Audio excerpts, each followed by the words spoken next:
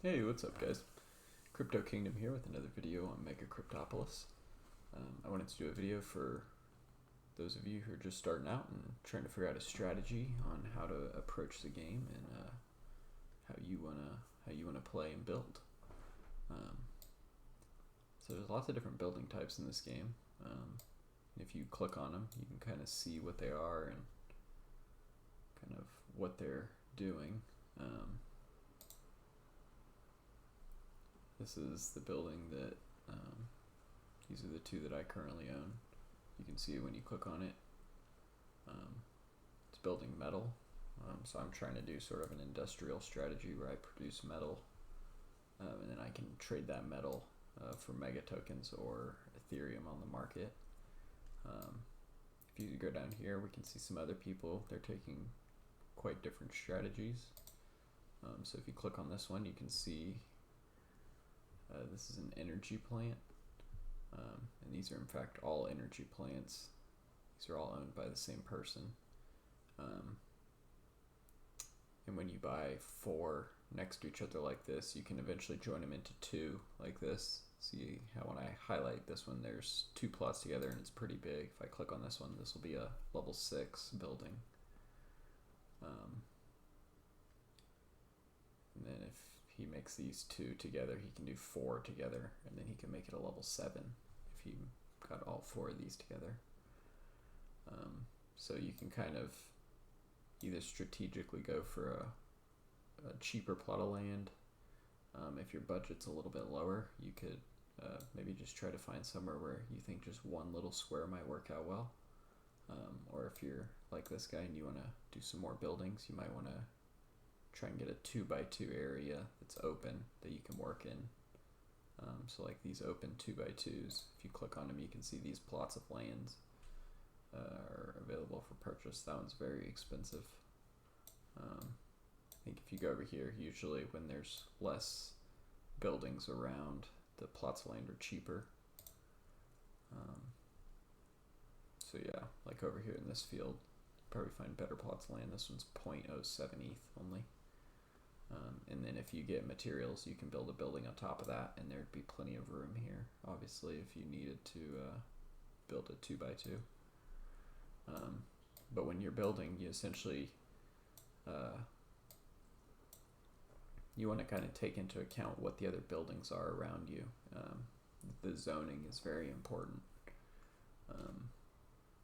So I would encourage you to kind of look at the area around to see if the building you want to build is going to be a good fit for that area. And you can figure that out by going to this guide over here on the left. And if you scroll down to influence points, you can kind of see what buildings are good around other buildings and which ones are not. So if there's a green line, that's good for the buildings to be around each other. If there's a red line, it's bad. So if you have more than 5 energy, near energy, it's bad, but the first 5 energy are good. So it's good to be near few, but not a ton. So it's quite complex, the zoning and how this works. So just make sure that kind of whatever building you're kind of wanting to go with, you look at some of the other IP bonuses and negatives so that you can maximize your efficiency. And essentially the higher the IP on a building is, the better it is. So 13,000 stars, that's pretty good, I think. This will produce quite a bit. I guess we want to compare it to a level 1 though. Yeah, he has 630 stars on a level 1. That's pretty high compared to this one maybe, which is 590, a little bit lower. It's still pretty good. And so the higher the IP on it, the more in combination with the quality of citizens you put in your building will determine how much of the output you get. And you can see the output. So say we want to see an industrial. You can see the min or the max of wood. We can make 150 minimum wood or 375 maximum every 7 days with a level 1 building. And then as you level up your building, your collection time gets less and you produce more. So really starts to stack up as you upgrade your building, so it's quite worth it to try and get multiple plots of land so you can get to the level 6 or level 7 and start collecting every 1 or 2 days.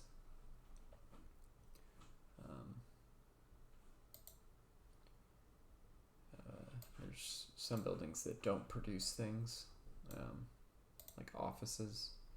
So this is an office right here.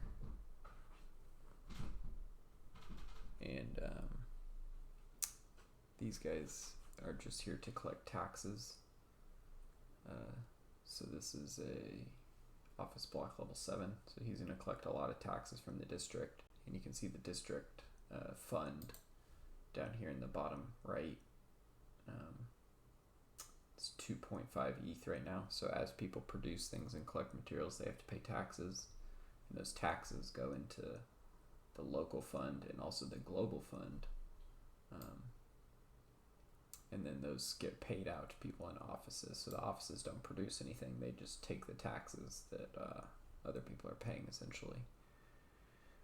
And depending on how many influence points your office has and how good your citizens are will determine how much of those taxes you get compared to everyone else. This is another type of office. This is one that takes from the global fund. So there's 445 ETH in the global fund. So there's a percentage of that that's paid out every day. He has a bunch of citizens in this one. This is a big building. Usually there's, out of the global fund, there's around 1.5 to 2 ETH paid per day in the global fund. So just to give you some scale, it's a very small percentage of this global fund that's paid out each day, but all these people with these big offices get a portion of that ETH. And so you can kind of see there's some other buildings, different looking buildings right here. These are commercial buildings, and these can be used to boost the stamina of citizens. So as citizens work, see they have that little coffee bar under their stats. That bar will deplete, and people will need to fill it back up. And so you can go here to pay to fill your stamina bar back up quickly. Or if you don't want to pay, you can wait over time, and citizens will slowly replenish their stamina. But usually it's more cost effective to just pay. So one strategy is to kind of throw up these stamina regenerating buildings, and people will pay to come restore their citizens. And then there's also one of the most important types is the residential buildings. In the residential buildings, when you put citizens, you have to put an equal ratio of male and female. They will they'll breed and they will create more citizens. And there's sort of generations of citizens. They'll kind of breed slower as you breed more of them. Generation A, they also have more stamina, so they can work longer, but they cost more, and they can breed 55 times. Whereas like a Generation D has less stamina, and they can only breed 28 times. You can kind of see all the breeding times down here. So this is how fast they'll create another citizen. So that's another strategy you can use. You can breed citizens and try and sell those citizens to other people. You can go in the market here and you can kind of see what the going rate for things are. If we wanted to see kind of what citizens are selling for on the market. We could say, oh, what generation do we care about? Like Generation A, these are pretty expensive, I believe. If we want to sort low to high on Generation A, yeah, the cheapest.